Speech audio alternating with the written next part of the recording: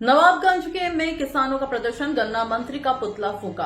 तहसील नवाबगंज में किसानों का आक्रोश लगातार बढ़ता जा रहा है। गन्ना भुगतान सहित अन्य मांगों को लेकर किसानों ने गन्ना मंत्री का पुतला फूंका और जमकर नारेबाजी की। किसानों का कहना है कि जब तक लिखित आश्वासन नहीं मिलेगा, आंदोलन समाप्त नहीं होगा।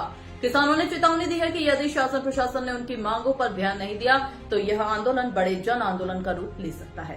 क्षेत्र में स्थिति तनावपूर्ण बनी हुई है। भारत नेशन के लिए राजू सिंह की खास रिपोर्ट। आज लोगों ने, आक्रोशित किसानों ने गन्ना मंत्री महोदय का पुतला फूंका है।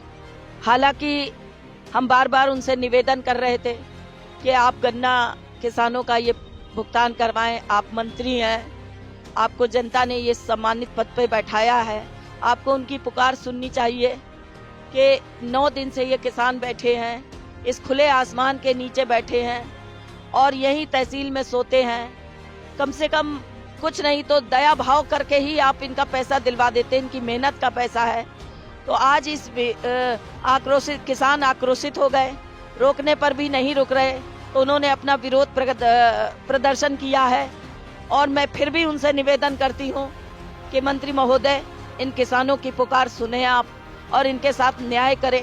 आपके पास सारी पावर है, इन्हीं किसानों ने आपको वहां तक पहुंचाया है और अपने पावर का प्रयोग करते ही जल्द इनका भुगतान करें। यही मेरी उनसे निवेदन है।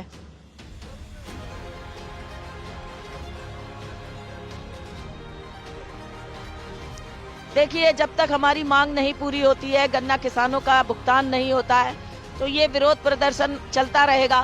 क्योंकि लोकतंत्र में हमारे पास ये संवैधानिक अधिकार है।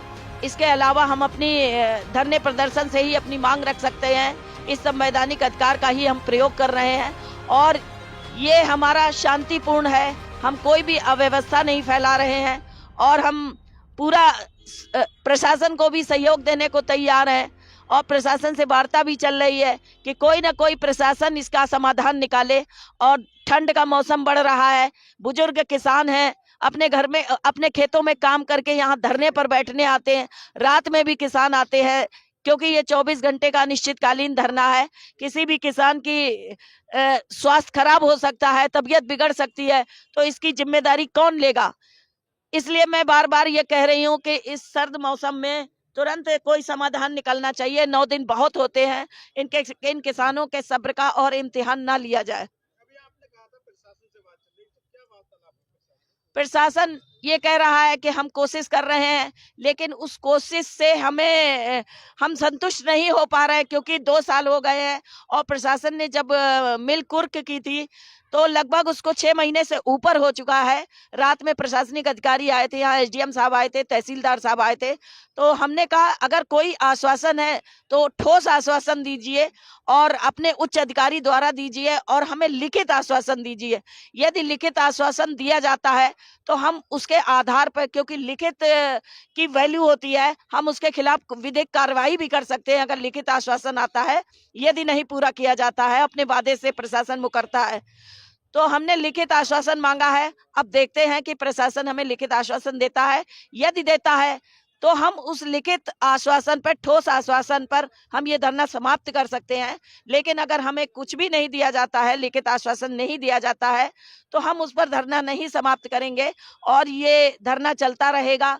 हमारे सब्र का इम्तिहान अगर लेना चाहते हैं यहाँ के जनप्रतिनिधि और यहाँ का प्रशासन, सरकार, तो हम अपने सब्र का इम्तिहान देने को तैयार है। लेकिन ये बात अच्छी तरह सभी लोग सुन लें, जिम्मेदार लोग सुन लें कि इतना सब्र का इम्तिहान मत लेना कि आक्रोश दिन पर दिन बढ़ता जाए और ये आंदोलन एक जन आंदोलन बन जाए। मैं बार बार कह रही हूँ, इस आंदोलन को जन आंदोलन मत बनने दो।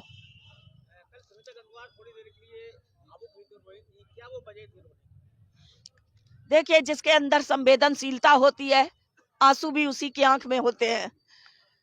क्योंकि कल एक नौजवान बच्चा था, मेरे लिए वो बेटे समान है, क्योंकि मेरा भी एक बेटा है।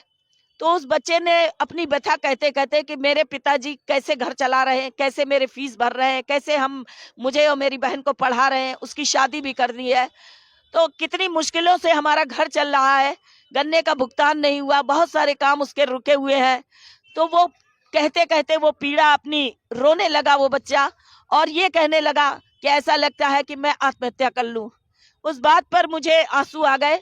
अगर ये हमारे बच्चे ऐसा सोचने लगेंगे तो कैसा होगा? हमारा तो भविष्य ही खत्म हो जाएगा। ये बच्चे ही हमारा भविष्य है, तो हम अपने भविष्य को दांव पर लगा दे।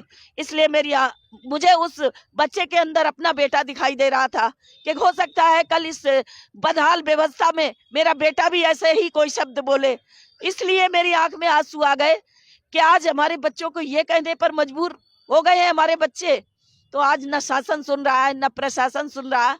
इतनी अन्यायपूर्ण व्यवस्था के खिलाफ किसी को तो लड़ना पड़ेगा। मैडम, आज धरने का 9वां दिन है, कोई आपकी समस्या को जानने के लिए नहीं आया, आपका हाल पूछने के लिए नहीं आया। आगे आपकी रणनीति क्या होगी, क्या लगता है आपको? मैं मीडिया बंधुओं से कहना चाहती हूँ कि आप लोगों का भी हमें सहयोग चाहिए और बराबर हमें सहयोग मिल रहा है कि आपने इस घनघोर जन समस्या को बढ़ चढ़कर दिखाया है और शासन प्रशासन तक पहुंचाने का काम किया है। ये आंदोलन चलेगा। अगर कोई ठोस आश्वासन नहीं मिलता है तो रणनीति हमारी कुछ नहीं है। ये आंदोलन एक दिन निश्चित रूप से नवाबगंज विधानसभा में जन आंदोलन बनकर एक क्रांति लेकर जरूर आएगा।